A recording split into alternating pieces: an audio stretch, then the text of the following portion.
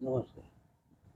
अब आप लोगों के समक्ष एक छोटी सी कथा का प्रसंग वर्णन करता हूँ, जिसमें कहा गया है कि परमात्मा पर यदि पूर्ण विश्वास हो तो उस भक्त को किसी प्रकार का कोई कष्ट नहीं होता, और पूर्ण विश्वास होने पर कोई कष्ट नहीं होता है।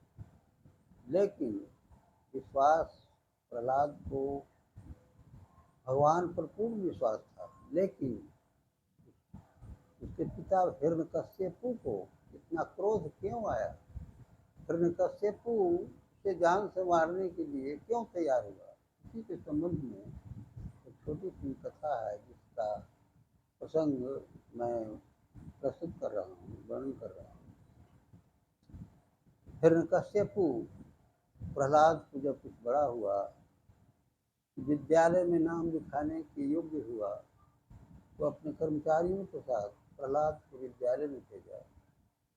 विद्यालय में जब गया तो शिक्षक कह रहे हैं कि सबसे पहले जाओ, वो भगवान की मूर्ति है, तस्वीर है, उसको प्रणाम करके आओ। शिक्षक ने कहा कि भगवान की मूर्ति को, वो भगवान है, और वो भगवान कौन है?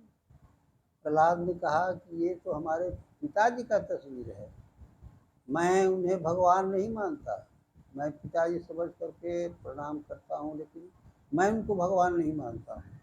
भगवान तो वो नहीं है, भगवान तो कोई और है। वो शिक्षक को थोड़ा आवेश आया, क्रोध आया। कहा कि ठीक है, एडमिशन तो हो गया, नामांकन हो गया छात्र का, प्रहलाद का विद्यालय में नाम लिखा गया, और वो शिक्षक जिन्होंने कहा था कि जाओ भगवान को प्रणाम करके आशीर्वाद लेके आओ, तो साथ चले गए।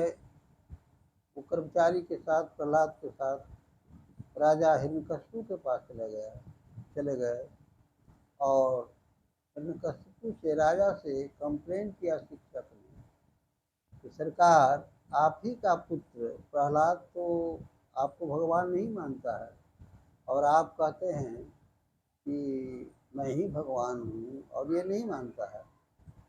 प्रहलाद से पूछा,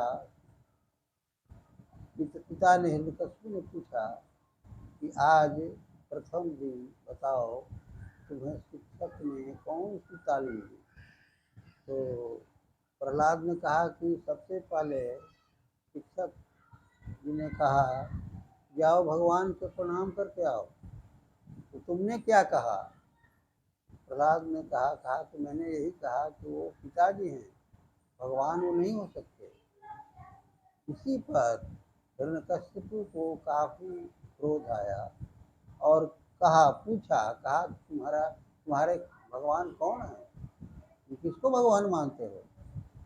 तो प्रहलाद ने कहा कि हमारे भगवान विष्णु हैं, राम हैं, कृष्ण हैं, परमात्मा हैं, ये लोग भगवान। उसी दिन वो प्रण किया।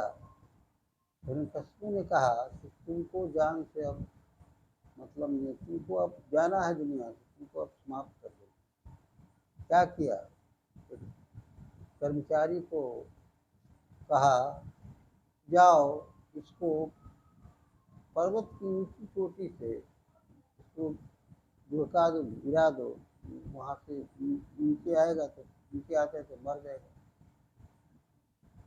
परमात्मा, भगवान जिसको नहीं मारते हैं, वो दुनिया में किसी की शक्ति नहीं जिससे मार सकते। प्रहलाद को पूर्ण विश्वास था उस परमात्मा पर, शक्ति पर। वो लुढ़कते लुढ़कते नीचे आ गया, पहाड़ी की चोटी से नीचे आ गया, और नीचे आया तो घर जाने की बात। एक बैलगाड़ी खाली ही आ रहा गाड़ी आ रही थी। ड्राइवर, वो बैलगाड़ी का वो आगे की तरफ उसको ध्यान था, गाड़ी खाली थी। प्रहलाद चक कर, उछल कर उस गाड़ी पर बैठ गया। उस गाड़ीवान को ये पता नहीं चला कि कोई लड़का बैठा है। वो आसानी से सुविधा पूर्वक घर चलाया। हिरण्यकशिपु के कर्मचारियों ने कहा कि सरकार वो आपका पुत्र आ गया। तो हिरण्यकशिपु ने कहा कि पता लगाओ किसने वो लाया, कैसे आया। पता चला कि कोई गाड़ी वाला है, वही लाया। गाड़ीवान को बुलाया गया, वो हाथ जोड़ दिया, सरकार मैं जानता भी नहीं कब गाड़ी पर बैठे। तो ठीक है, तो इतना ही कहकर मैं अपनी वाणी को विराम देता हूँ।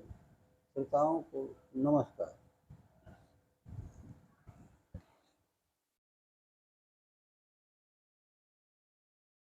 चल रे, ए ए पगली, पागल है, चल। कहाँ गई रे? पागल है दुनिया। मर कहाँ गए रे? जिंदे हैं।